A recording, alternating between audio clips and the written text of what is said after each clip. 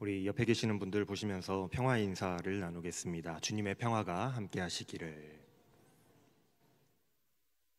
네, 우리 주님 주시는 평안이 여러분들의 삶 가운데 늘 가득하게 넘쳐나시기를 바랍니다. 다음 주부터는 여러분들 앉으실 때 좀 앞자리도 이렇게 좀 채워서 앉아 주셨으면 좋겠어요. 항상 보면은 제가 이쪽만 보고 이야기하게 되거든요. 그러니까 이쪽으로도 좀 가주시고, 요 앞에도 좀 채워주시고, 뒤에 계신 분들은 좀 앞으로 와서 앉아주시고, 그러시면은 더 좋을 것 같아요. 네. 인생을 살아간다는 건 참 어렵습니다. 내 마음대로 또 내 뜻대로 내 계획대로 되는 것이 하나도 없기 때문에 그렇죠. 어느 누구나 다 계획은 있습니다. 누구나 평화롭고 안정된 인생을 살아가고자 계획하고 원하지만은 내 뜻대로 되는 적은 거의 없는 것 같아요. 늘 갑자기 튀어나오는 예상치 못한 어려움들을 만나게 되곤 합니다. 그래서 우리는 늘 불안한 것 같아요. 알지 못하는 그 내일의 일 때문에 나의 인생이 어떻게 될지 모르기 때문에 늘 불안해합니다. 지난주 말씀은 나아만 장군의 구원 사건을 살펴보면서 인생에서 가장 중요한 핵심이 되는 열쇠가 있다라고 말씀을 드렸어요. 혹시 기억나십니까? 예, 혹시 막 다 주무셔가지고 듣지를 못하셨던 거는 아니죠. 한 주가 지나서 잊어버리신 거죠. 생명의 주인이 누구이신가 하는 질문에 대한 답을 아는 것이 중요하다라고 말씀을 드렸어요. 우리의 인생들, 우리들의 그 인생의 문제는 크고 작은 것들이 생명의 문제와 연결되어 있습니다. 그런데 우리의 생명을 위협하는 여러 가지 문제들의 그 해결책을 찾아서 우리는 늘 두리번거리면서 도움을 찾아서 세상을 기웃거리며 찾아 헤매지만은 세상에서는 그 어느 곳에서도 그 해결책을 찾을 수가 없었어요. 왜냐하면 세상의 그 생명의 근원이 어디에 있는지 세상은 알지 못하기 때문입니다. 문제의 원인을 알지를 못하면 그 문제를 해결할 수 없는 것과 같은 원리예요. 결국 해결책을 찾을 수 없는 것과 같죠. 세상을 아무리 뒤져보고 찾아봐도 찾지 못하는 모든 문제의 해결의 열쇠는 결국에는 하나님께 있습니다. 왜냐하면 하나님께서 모든 만물의 주인이시오, 모든 만물의 주관자이시기 때문에 그런 거예요. 그러니 하나님 말고는 어떠한 문제도 해결할 수 없다라는 것이죠. 이 사실을 깨닫게 된 사람은 그 인생이 바뀐다, 변한다라고 했습니다. 어떻게 바뀌느냐? 근심과 걱정과 또 두려움, 즉 생명의 문제에서 자유롭게 풀려나게 되는 거예요. 더 이상 불안이 없게 되는 겁니다. 왜요? 어떻게요? 생명의 주인이신 하나님을 믿고 있기 때문에, 만물의 주인이신 하나님을 내가 의지하며 따라가고 있기 때문에 더 이상 세상의 그 어떤 어려움들도 걱정이 되지 않게 되는 거예요. 하나님께서 모든 문제를 해결해 주실 것이고 어려움 가운데 피할 길을 열어 주실 것이라는 그 믿음과 그 확신이 나에게 생겨났기 때문입니다. 오늘 말씀 또한 지난주 말씀과 같은 맥락에서 이 맥락을 같이 하고 있습니다. 하나님을 믿는 사람이라고 해서 여러분 고난 당하지 않을까요? 여러분들 하나님 믿으시죠? 그런데 여러분들의 삶에서 고난 당하십니까? 안 당하십니까? 우리도 살아가다 보면은요, 커다란 고난을 당해요. 살다 보면 우리 믿는 사람들도, 나는 예수를 믿고 나는 하나님을 너무나도 잘 믿지만 내가 뜻하지 않았고 전혀 생각하지도 못했던 생명의 위협을 느끼는 고난을 만나기도 합니다. 또한 크고 작은 어려움들을 만나서 고통하기도 하고 또한 씨름하기도 하는 때도 있어요. 하지만 하나님께서 생명의 주인이시오, 세상 만물의 주관자요, 또 이 세상의 운영자이심을 믿는 자들에게는 근심과 걱정과 두려움이 있을 수 없어요. 왜냐하면 하나님께서 이 신실한 믿음의 사람들, 여러분들, 믿는 자들을 위하여, 여러분들을 위하여 우리에게 고난과 시련이 닥쳐올 때면 피할 길을 열어주시기 때문에 그렇습니다. 오늘 말씀의 주인공은 수넴 여인이에요. 수넴 여인은 열왕기 4장에 처음 등장하는 인물인데 이름을 알 수 없는 여인입니다. 수넴이라고 하는 마을에 살았기 때문에 수넴 여인이라고 그냥 부를 뿐이었어요. 이 수넴 여인은 우리에게 믿음의 사람의 전형을 보여주고 있습니다. 이름은 없지만 이 사람은 믿음의 사람이다라는 거예요. 이 여인의 특징을 4장 말씀을 통해서 잠깐 살펴보면은 이 여인은 엘리사를 특별히 잘 대접했던 사람이었습니다. 엘리사가 수넴이라는 그 마을을 지날 때면 엘리사가 갈 때마다 먹을 것과 마실 것을 주어서 먹게 하였고, 심지어 자신의 남편을 설득하여서 자신의 집에 방을 내어주고 그곳에 침대도 놔주고 책상도 놔주고 촛대도 마련하여서 언제든지 엘리사가 그 마을을 지날 때마다 편하게 와서 묵어서 편하게 쉬고 먹을 수 있도록 거처까지 마련해 줄 정도로 엘리사를 굉장히 극진히 대접했던 인물이 바로 이 수넴 여인이에요.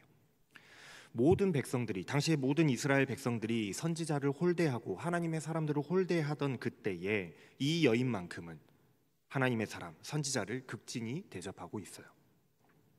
하지만 이 여인이 엘리사를 이렇게 정성을 다하여 대접했던 것은 꼭 그 사람이 엘리사였기 때문은 아니었습니다. 아마도 이 여인은 다른 어떤 하나님의 사람, 하나님의 선지자가 왔다라고 할지라도 이 여인은 기꺼이 그렇게 했을 거예요. 엘리사가 하나님의 사람이었기 때문에 마치 하나님을 대접하듯이, 그 사람이 하나님의 사람이었기 때문에 하나님을 대접하듯이 대접했더라는 것이죠.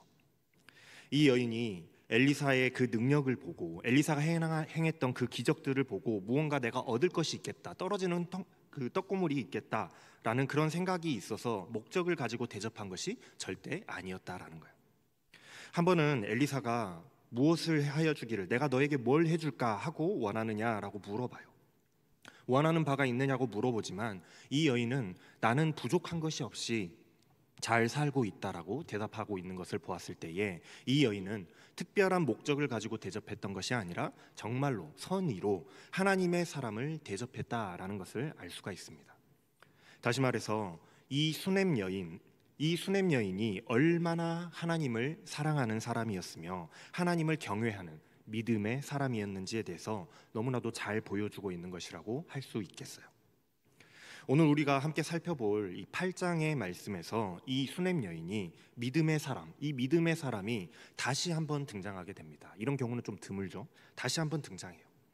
오늘 우리가 집중해 봐야 할 부분은 하나님께서 이 수넴 여인이라고 하는 이 여인의 인생에, 이 믿음의 사람의 인생에 어떻게 개입하시고 어떻게 역사하시는지에 대해서 여러분들이 좀 집중해서 보실 필요가 있어요. 북왕국 이스라엘은 여전히 정신을 차리지를 못하고 하나님 앞에 죄를 지으면서 살아가고 있었습니다. 아마도 그래서인지 하나님께서 이 이스라엘에 벌을 내리시기로 작정하셨던 것 같아요. 7년의 대가뭄이 들도록 하나님께서 작정하셨습니다. 이 7년의 가뭄의 시기를 잘 생각해 보면 이미 앞서서 6장부터 나오는 이 사마리아의 기근이 바로 이 가뭄의 기간에 있었던 사건을 묘사하고 있는 것 같아요. 그러니까 오늘 이 8장 말씀은 그 전후, 그러니까 이 대기근이 있기 전후를 기록하고 있는 사건임을 알 수가 있죠. 6장 24절 이하의 말씀에 보면은 당시 가뭄이 들어서 먹을 것이 없었던, 가뭄이 들면 이제 농산물이 없으니까 먹을 것이 없잖아요. 먹을 것이 없었던 이스라엘의 상황이 잘 표현되고 그려져 있습니다. 이스라엘에 7년의 가뭄이 들었습니다. 설상가상으로 이 아람 왕 베나닷이 사마리아를 쳐들어왔어요. 그리고 사마리아 성을 포위했습니다. 성 안에 갇히게 된 이스라엘 백성들은 모두 굶어 죽을 위기에 처하게 됐어요. 말씀이 그때의 상황을 묘사하기를 당나귀의 머리가 은 80세겔이요 비둘기 똥 4분의 1갑이 은 5세겔에 거래되었다라고 기록하고 있는데, 나귀 머리나 비둘기 똥이 평소 같았으면 먹을 것이 아니었을 겁니다. 먹는 음식이 아니었을 거라는 거예요. 그런데 가뭄이 들었기 때문에 그때에는 그런 것조차도, 평소에는 먹지 않는 것조차도 구하기 힘들었다라는 사실을 말해주고 있죠. 또한 어떤 여인이 왕에게 찾아와서 송사하고 있는 그 송사를 들어보면 백성들이 먹을 것이 없어서 서로 합의하에 오늘은 내 자녀를, 내일은 너의 자녀를, 자신들의 자녀를 잡아먹는 그런 일들이 이 7년의 가뭄의 시기에 일어나고 있었다라는 것을 우리가 알 수가 있어요. 정말로 그 정도로 극심한 아주 심각한 가뭄이 이스라엘에 임했다라는 거예요. 이스라엘 전 영토의 전역에 그 내린 가뭄이 수넴 여인이라고, 수넴 지역이라고, 그 마을이라고, 믿음의 사람이라고 해서 그 가뭄이 피해 갔겠습니까? 이스라엘 전체에 내린 그 가뭄이요? 그렇지 않았겠잖아요. 비록 믿음의 사람이라고 할지라도 이 가뭄을 비껴갈 수가 없었을 거예요. 이스라엘 땅에, 이스라엘이라고 하는 그 지역 안에 여전히 살고 있었더라고 했다면 피해갈 수 없었겠죠. 하지만 하나님의 사람 엘리사는 이러한 대가뭄이 있기 전에, 가뭄이 들기 전에 믿음의 사람 이 수넴 여인을 엘리사가 찾아갑니다. 아직 가뭄이 시작되기도 전에, 하나님의 징벌이 내리기도 전에 찾아가요. 그리고는 이 여인에게 일러주기를 당신의 가족을 이끌고 이 땅을 떠나서 거주할 만한 곳으로 가시오. 하나님께서 이 땅에 기근이 있게 하실 텐데 7년 동안 그 가뭄이 극심할 것이니 피하시오라고 알려주었어요. 이제 아직 시작되지도 않은 그 가뭄이었습니다. 아무도 알지 못하는 일이었어요. 아직 일어나지 않았으니까요. 그런데 엘리사는 모든 백성들에게 하나님의 징벌을 하나님께서 이렇게 심판하실 것이다 라고 선포하는 것이 아니라 이 여인에게 직접 찾아가서 이 여인에게만 조용히 일러주고 이 환난을 피할 수 있도록 피할 길을 열어줍니다. 왜냐하면 이 여인이 바로 믿음의 사람이었기 때문에 그래요. 하나님을 믿는 믿음의 사람이었기 때문이라는 것이죠. 그리고 하나님께서 이 여인을 그 환난에서 건져내기를 원하셔서 피할 길을 열어주기를 원하셨기 때문에 엘리사가 그 여인을 찾아갔던 거예요. 아마도 이 여인은 이 집안의 가장이 되었던 것 같습니다. 이미 4장 말씀에서도 이 여인의 남편이 나이가 많아서 자녀를 가질 수 없는 상황에 있었다라고 말씀하고 있는 걸 생각해 보면은 이미 이 남편은 나이가 많아서 나이 들어 죽었고 이제 이 여인이 이 가족의 가장의 역할을 하고 있었던 것 같아요. 쉽게 말하면 과부가 된 거예요. 그런데 당시 사회에서 무시받고 천대받는 이 과부의 입장으로 익숙한 마을, 나의 사정을 알아주는 그 익숙한 마을, 익숙한 사람들, 익숙한 생활의 터전을 버리고 갑작스럽게 아무도 알지 못하는 곳으로 떠나야 한다면 그게 쉬웠을까요? 아무도 나의 처지를 알아주지 못하는 곳에 가서 살아야 된다면 그게 쉬웠겠냐고요. 아마도 자신의 상황을 알지 못하는, 나의 상황을 알아주지 못하는 그런 사람들이 있는 다른 곳으로 떠난다면 더욱더 무시받고 괴롭힘 당하고 천대받을지도 모를 일인데 절대 쉽지 않은 일이었을 겁니다. 거기다가 아직 가뭄은 시작도 되지 않은 상황이었으니까 아닐 수도 있는 거잖아요. 일어나지 않을 수도 있는 일이었잖아요. 그런데 이 여인이 누굽니까? 이 여인이 누구라고 그랬어요? 믿음의 전형이라고 그랬잖아요. 믿음의 사람의 전형인 이 여인이라고 했잖아요. 이 믿음의 사람은 하나님의 사람의 이 엘리사의 조언에 따라서 그 자리에서 자리를 털고 일어나서 떠나버립니다. 여인이 일어나서 하나님의 사람의 말대로 행하여 그 가족과 함께 가서 블레셋 사람들의 땅에 7년을 우거하다가, 참 대단한 믿음이 아닐 수가 없어요. 하나님의 말씀이라고 해서, 하나님의 사람이 전해준 말씀이라고 해서 어느 날 갑자기 자신의 가족들과 함께 짐을 싸들고 짐을 챙겨서 지금까지 잘 살아오던 생활의 터전을 버려두고 이민을 떠날 수 있을까요? 여러분들이라면 그렇게 하시겠어요? 목사님이 갑자기 어느 날 하나님께서 말씀하시는데 너 집 버리고 저기 어디 캐나다로 떠나갔다 오래. 그러면 가실 수 있겠냐고요. 죽어도 못 가죠. 우리 목사님이 사이비 같아. 이러지 않겠어요? 그리고 그곳에서 훌쩍 떠나가지고 그곳에서 7년의 시간을 살았다가 정말 그 웬만한 믿음을 가지고는 가서 살기가 힘든 결단인데도 그곳에 가서 살다가 정확히 7년을 산 뒤에 하나님의 징벌이 있는 그 7년의 기간을 지나고 나서 그 피해서 가뭄이 없는 그 블레셋 땅에 가서 살았습니다. 블레셋은 지금의 그 전쟁이 막 일어나고 있는 가자지구 지역이 그 블레셋 지역이에요. 지중해 해안가 지역이라서 비도 오고 땅도 비옥하여서 7년의 가뭄을 피하기에 가장 알맞은 적절한 지역이었을 거예요. 하나님께서 미리 믿음의 사람에게 그 피할 곳도 예비하시고 그곳으로 인도하신 것이죠. 이처럼 모든 사람들에게 내리는 재앙이라고 할지라도, 모두가 힘들고 어려운 난리통 속에 있다라고 할지라도, 전쟁통 속에 있다 할지라도 하나님을 믿고 하나님을 신뢰하는 그 믿음의 사람에게는 하나님께서 반드시 피할 길을 열어 피하게 하시는 거예요. 그러니 믿음의 사람들이 하나님을 신뢰한다면 걱정하거나 두려워할 것이 없는 겁니다. 두려워할 것이 없는 거예요. 하나님께서 우리들의 길을 인도하실 것을 믿기 때문에 말이죠. 또한 이 여인이 대단한 것은 그렇다고 그곳이 좋다고 가서 보니까는 거기는 비옥하고 비도 잘 내리고 그래서 살기 좋거든요. 그곳이 좋다고 그곳에 머무르는 것이 아니라 7년이 지나고 난 뒤에는 칼같이 다시 고국으로 돌아왔다라는 거예요. 이방의 땅이 아니라 다시 하나님의 약속의 땅으로 돌아왔다라는 거예요. 7년이라고 하면 긴 시간이잖아요. 7년이면 이제 그곳이 이제 나의 집 같고 나의 터전 같고 내가 그래도 그곳에서 살면서 일궈놓은 것들이 있을 텐데도 그곳을 또다시 버려두고 훌훌 털고 다시 고향 땅으로 돌아왔다라는 사실이죠. 하지만 이 여인이 돌아왔을 때에는 7년이라는 긴 시간이 지나다 보니 옛날에 자기가 살던 집도 옛날에 자기가 농사짓던 그 밭도 이미 다른 사람들이 다 차지하고 있었습니다.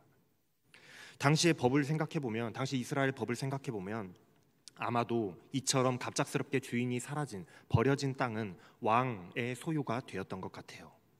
하지만 이스라엘 법에는 땅은 이 가족 또는 그 자손들에게 상속되는 것이다 보니 주인이 나타나면 다시 돌려주게끔 되어 있었습니다. 하지만 그러려면 다시 돌려받으려면 그 일을 증명해내야만 하는 거예요. 내가 그 땅의 원래 주인이고 내가 그 땅의 원래 가족의 한 가족이다라는 걸 증명해내야만 했겠죠. 심지어 이스라엘의 왕은 있는 땅도 빼앗아서 그 죽여서라도 빼앗아가는 아합 가문의 사람이라는 게 문제라면 문제예요. 이전에 그런 그 전례가 있었거든요.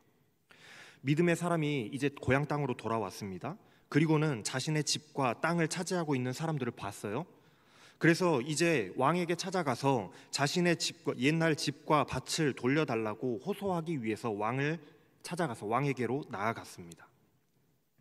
아마도 이 여인이 왕궁으로 향할 그때에 왕에게 말하기 위해서 왕궁으로 향할 그때에 근심과 걱정들이 그 마음속에 있지 않았겠어요? 어떻게 말을 시작하는 것이 좋을지, 왕이 거절하고 들어주지 않으면 나는 어떡하나, 이런 잡다한 생각들이 많이 들었을 것 같아요. 그런데 신기한 것은 이 여인이 왕궁으로 오고 있는 그때에 때마침 엘리사의 사환 게하시가 왕과 함께 만나서 이야기를 나누고 있었다라는 사실이에요. 참 공교롭죠. 저는 이 말씀을 묵상하면서 이 사실이 너무 좀 부자연스럽다라고 이상하다라고 생각했어요. 게하시가 엘리사 없이 엘리사의 명령을 받고 간 것도 아닌데 왕과 대면에서 담소를 나눌 정도의 레벨이 되는가? 너무나도 이상한 거예요. 상식적으로 아주 부자연스러운 상황인데도 불구하고 하나님께서는 그 시간에 그 일이 있게 하셨더라는 거예요. 게하시가 왕하고 담소를 나누는 그 일이 그 시간에 있게 하셨더라는 거죠. 그런데 그때에 왕이 게하시에게 듣고자 했던 그 이야기가 더욱더 공교롭습니다. 왕이 게하시에게 이렇게 이야기해요. 엘리사가 행한 큰 일들에 대해서 말해달라라고 하던 참이었어요. 게하시를 불러놓고 그 이야기를 듣고 싶어 했다라는 거죠. 게하시는 왕의 요청에 따라서 이런저런 놀라운 그 엘리사가 행했던 놀라운 기적의 이야기들을 이것저것 했겠죠. 그런데 그 중에서도 엘리사가 죽은 사람을 살려준 일을 설명하고 있는 중이었습니다. 옛날에 게하시가 그 엘리사가 그 죽은 어떤 소년을 살렸던 이야기를 지금 하고 있는 중이었어요. 일전에 엘리사가 죽은 그 소년을 살려준 일이 있었습니다. 이 소년이 들에 나가서 아버지와 일을 하다가 갑자기 머리가 너무 아파서 아이고 머리야 하다가 어머니 품 안에서 갑자기 죽어버려요. 즉시로 이 어머니는 나귀를 타고 달려가서 하나님의 사람 엘리사를 찾아갔습니다. 그리고 엘리사의 다리를 끌어안고는 자신의 아들을 살려달라고 요청해요. 처음에 엘리사는 게하시를 대신 그냥 게하시야 네가 갔다 와라 보내려고 했지만 이 여인이 너무나도 완강하게 엘리사의 다리를 붙들고 매달리는 통에 자신이 직접 가서 이 소년을 살려줬습니다. 누구의 이야기인지 다들 짐작이 되시죠? 아시겠죠? 바로 수넴 여인의 이야기예요. 엘리사를 극진히 모신 이 수넴 여인에게 무엇을 도와줄까라고 고민하던 그 엘리사는 이 여인의 집에 아이가 없다라는 사실을 알고 아이가 생길 것이다라고 예언했었거든요. 그리고 실제로 아이가 생겼어요. 마치 아브라함이 나이가 들어서 아이가 생길 수 없었을 그때에 100세에 이삭을 낳았던 것과 같이 이 수냄 여인의 남편도 나이가 많아서 아이를 가질 수 없었지만 아이를 얻게 됐으니 그 아이가 얼마나 귀하고 사랑스러웠겠습니까? 그 사랑스럽고 귀한 아이를, 자녀를 다시 살려준 이야기. 지금 생각해 보면은 이 아이가 그렇게 갑자기 죽었다가 다시 살아나야만 했던 이유가 바로 지금 이때를 위해서가 아니었을까라는 생각도 잠깐 들어요. 그때는 믿음의 사람에게 아이가 죽었을 때는 이 믿음의 사람 수냄 여인에게 너무나도 큰 고통이고 하나님께서 왜 이러시나 실제로 엘리사에게 원망하거든요. 제가 아이를 달라고 하더냐고 원망하거든요. 하나님께서 나에게 왜 이러시나 원망할 이유가 되었을지는 몰라도 지금 생각해보면 지금 다시 와서 이때 와서 생각해보면은 하나님께서 이때를 위해서 그때 잠시 아프게 하고 마음이 아프게 하셨는지도 모르겠다라는 생각을 하게 되는 것이죠. 아무튼 이 이야기를 죽었던 아이를 다시 살려낸 그 놀라운 이야기를 지금 왕과 게하시가 하고 있는 그 이야기를 막 하고 있는 그 찰나에 이 이야기의 실제 당사자인 수냄 여인이 왕을 찾아온 거예요. 얼마나 타이밍이 정확합니까? 너무나도 공교롭잖아요. 만약에 하루라도 일정이 틀어졌다면, 만약에 1시간만이라도 일정이 틀어졌다면, 게하시가 그 이야기 다 하고 떠난 다음에 그 여인이 들어왔다면 아마 일이 어려워지고 거절을 당했을지도 모를 일이지만 자신의 집과 밭을 돌려달라며 송사하면서 왕에게 요청하면서 들어오는 이 여인을 보고 게하시가 이렇게 이야기하는 거예요. 높으신 임금이시여, 이 여인이 바로 그 여인입니다. 그리고 그 옆에 이 아이가 바로 엘리사가 살려준 그 아들입니다. 여러분, 드라마가 이보다 더 드라마틱할 수 있습니까? 정말로 하나님의 역사하심은 절대로 한치의 오차도 한치의 실수도 없이 정확하세요. 과부의 신분으로 7년이나 비워뒀던 자신의 집과 자신의 땅을 되찾기 위해서 왕 앞에 섰습니다. 증명하기도 힘들 뿐더러 왕이 들어줄 생각도 하지 않을 수 있어요. 그럴 생각도 없어 보여요. 그런데 때마침 하나님께서 게하시를 그곳에 보내시고 왕과 함께 이 여인에 대해서 이야기하게 하시고 그 놀라운 역사의 수혜자였음을 알게 하셔서 이 여인의 무게가 결코 가볍지 않다는 사실을 인지시키셨을 뿐만이 아니라 이 일의 증인이 되는 그 게하시를, 현장의 목격자를 왕 앞에 직접 세워놓으셨으니 일이 일사천리로 진행되는 겁니다. 막힘이 없어요. 여러분들 혹시 법적으로 뭔가 사건 처리해 본 적 있으십니까? 없으세요? 나중에 한번 겪어보시면 이해가 되실 거예요. 고소를 접수하고요, 수사를 하고요, 범인을 잡고요. 그럼 범인 잡으면 끝 같죠? 끝이 아니에요. 이걸 또 맞네 틀리네, 이게 범죄에 해당하네 하지 않네 법적으로 다퉈야 됩니다. 법정에서 공판을 하고 또 그걸 또 상고하면 또 다투고 그것을 다 끝마치고 과정이 다 정리가 되려면요 한 세월이 걸려요. 아마 정말 간단한 사건도 반년 이상은 걸릴 거예요. 그런데 이 여인은 지금 완전히 프리패스예요. 모든 일이 일사천리입니다. 왕이 게하시의 말을 듣고 이 여인에게 묻습니다. 이 말이 사실이냐? 이 여인이 왕에게 사실대로 있었던 일을 이야기하자 왕은 신하 한 사람을 불러서 이 여인의 일을 맡기면서 명령합니다. 이 여인의 재산을 모두 다 돌려주고 이 여인이 땅을 떠난 그날로부터 시작해서 지금까지 그 밭에서 난 소출 모두를 다 돌려줘라. 땅만 돌려받아도 감지덕지 하겠는데 지금까지 그 땅에서 생산된 소출, 그 땅을 대신해서 사용한 사람들이 얻어간 것까지 모두 다 계산해서 돌려주게 하였으니 이게 웬 꿀 같은 일입니까? 정말 개꿀이죠.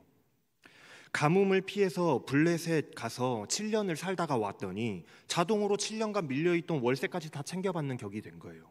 놀랍지 않습니까? 하나님의 역사가 이렇게 놀라운 거예요. 그러니 여러분, 안 되는 일이, 자꾸 막히는 일이 있을 때에는 잠시 한 걸음 물러서서 하나님의 뜻을 한번 물어보시길 바랍니다. 하나님의 뜻하시는 바가 아닐 수도 있어요. 어거지로 내가 그것을 안 되는 일을 마구마구 이루어 보겠다고 붙들고 씨름하거나 고난을 당하지 마세요. 하나님이 뜻하시는 그 일이라고 한다면 이처럼 안 될 일도 오히려 일사천리로 해결되어져요. 순탄하게 그냥 해결되어지는 겁니다. 하나님께서는 하나님을 믿는 이 신실한 믿음의 자녀들의 삶에 하나님께서는 개입하시고 역사하시며 인도하시는 하나님이세요. 물론 우리가 살아가다 보면 어려움도 만나게 됩니다. 고난도 만나게 되고 때로는 절망하게 되기도 해요. 하지만 하나님을 믿는 우리 믿음의 사람들이 그 어려움 속에서도 또한 절망하거나 낙심하거나 포기하지 말아야 할 이유는 모든 문제의 해결이 하나님께 있기 때문이고, 하나님께서는 당신의 그 믿음의 사람들, 여러분들의 삶을 인도하시는 하나님이시라 반드시 피할 길을 열어 우리를 피하게 하시고 해결되게 하시며 다시 회복되게 하시는 하나님이시라는 사실을 우리는 알고 믿고 있기 때문에 그렇습니다. 사랑하는 여러분, 때로는 우리가 어려움을 겪을 수도 있습니다. 아픔을 겪을 수도 있어요. 그러나 너무 아파하거나 너무나 낙심하지 마시기 바랍니다. 만약 우리가 그 고난을 피하지 못했다라고 한다면 그것은 하나님께서 그 고난이 우리에게 필요하다라고 판단하셨기 때문일 것이고, 그 속에서 우리가 배워야 할 것이 있기 때문일 것입니다. 그리고 훗날 시간이 지나면 그 경험을 통해서 내가 겪었던 그 어려움을 통하여 다시 한번 피할 길을 여시기 위한 계획이 있으시기 때문일 거예요. 수냄 여인에게 하셨던 것처럼 말이죠. 그럼 우리에게 필요한 것이 뭐냐? 그럼 우리에게 필요한 것은 무엇이냐? 단 한 가지입니다. 신실하신, 절대로 실수하지도 실패하지 않으시는 정확하신 하나님을 믿고 신뢰하며 따르는 일, 오직 그거 한 가지뿐인 거예요. 우리의 삶을 인도하시며 피할 길을 여시는 우리 하나님을 믿음으로 따르며 의지하는 여러분들이 다 되실 수 있기를 주님의 이름으로 축원합니다. 기도하겠습니다.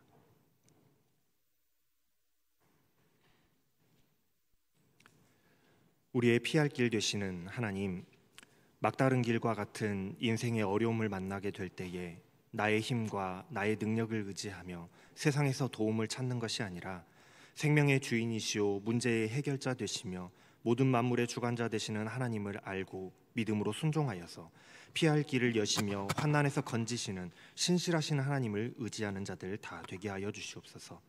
환난을 피하며 인도하심을 따라 평안함과 형통함의 길을 가는 믿음의 사람들이 다 되게 하여 주시옵소서. 감사를 드리며 우리 주 예수 그리스도의 이름으로 기도합니다. 아멘.